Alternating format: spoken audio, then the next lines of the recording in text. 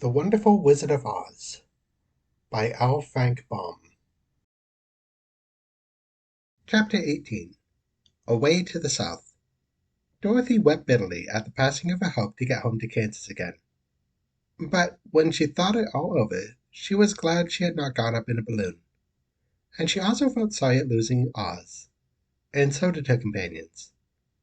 The Tin Woodman came up to her and said, "Truly I should be ungrateful if I failed to mourn for the man who gave me my lovely heart.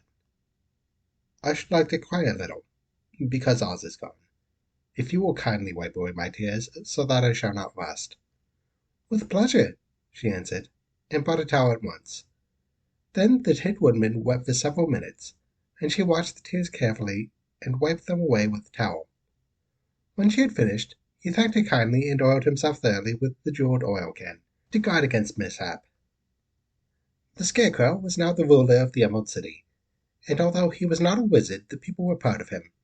"For," they said, "there is not another city in all the world that is ruled by a stuffed man." And, so far as they know, they were quite right. The morning after the balloon had gone up with Oz, the four travelers met in the throne room and talked matters over. The Scarecrow sat in the big throne, and the others stood respectfully before him.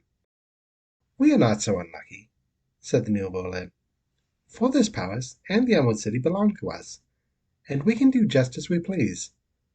When I remember that a short time ago I was up on a pole in a farmer's cornfield, and that now I am the ruler of this beautiful city, I am quite satisfied with my lot." "I also," said the Tin Woodman, "am well pleased with my new hide, and really that is the only thing I wished in all the world. For my part, I am content in knowing I am as brave as any beast that ever lived, if not braver," said the Lion modestly. "If Dorothy would only be contented to live in the Emerald City," continued the Scarecrow, "we all might be happy together." "But I don't want to live here," cried Dorothy.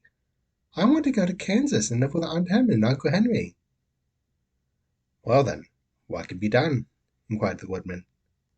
The Scarecrow decided to think, and he thought so hard that pins and needles began to stick out of his brains.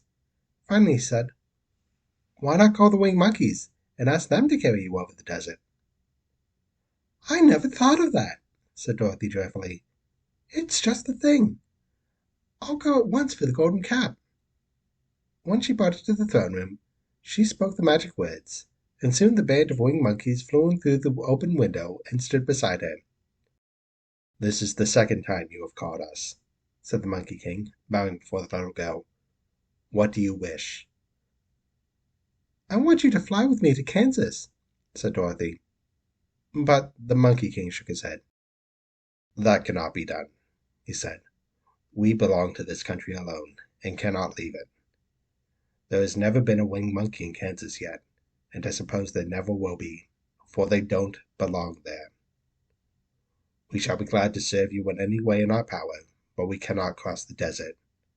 Goodbye." And with another bow the Monkey King spread his wings and flew away through the window, followed by all his band. Dorothy was ready to cry with disappointment. "I have wasted the charm of the golden cap with no purpose," she said, "for the winged monkeys cannot help me."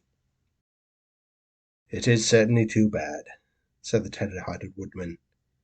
The Scarecrow was thinking again, and his head bulged out so horribly that Dorothy feared it would burst. "Let us call in the soldier with the green whiskers," he said, "and ask his advice." So the soldier was summoned, and entered the throne room timidly. For while Oz was alive, he was never allowed to come further than the door. "This little girl," said the Scarecrow to the soldier, "wishes to cross the desert. How can she do so?" "I cannot tell," answered the soldier, "for nobody has ever crossed the desert, unless it is Oz himself." "Is there no one who can help me?" asked Dorothy earnestly. "Glinda might," he suggested. "Who is Glinda?" inquired the Scarecrow. "The Witch of the South. She is the most powerful of all the witches, and rules over the Quadlings. Besides, her castle stands on the edge of the desert, so she may know a way to cross it."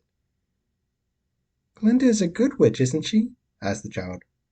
"The Quadlings think she is good," said the soldier. and she is kind to everyone. I have heard that Glinda is a beautiful woman who knows how to keep young in spite of the many years she has lived." "How can I get to her castle?" asked Dorothy. "The road is straight to the south," he answered, "but it is said to be full of dangers to travelers. There are wild beasts in the woods, and a race of queer men who do not like strangers to cross their country. For this reason, none of the Quadlings have ever come to the Emerald City." The soldier then left them, and the Scarecrow said, "It seems, in spite of dangers, that the best thing Dorothy can do is travel to the land of the South and ask Glinda to help her. For, of course, if Dorothy stays here, she will never get back to Kansas." "You must have been thinking again," remarked the Tin Woodman. "I have," said the Scarecrow. "I shall go with Dorothy," declared the Lion, "for I am tired of your city and long for the woods and the country again. I am really a wild beast, you know. Besides, Dorothy will need someone to protect her." "That is true," agreed the Woodman. "My axe may be of service to her, so I will also go with her to the land of the South." "When shall we start?" asked the Scarecrow. "Are you going?" they asked in surprise. "Certainly. If it wasn't for Dorothy, I should never have had brains. She lifted me from the pole in the cornfield and brought me to the Emerald City. So my good luck is all due to her, and I shall never leave her until she starts back to Kansas for good and all." "Thank you," said Dorothy gratefully. "You are all very kind to me, but I should like to start as soon as possible." "We shall go tomorrow morning," returned the Scarecrow.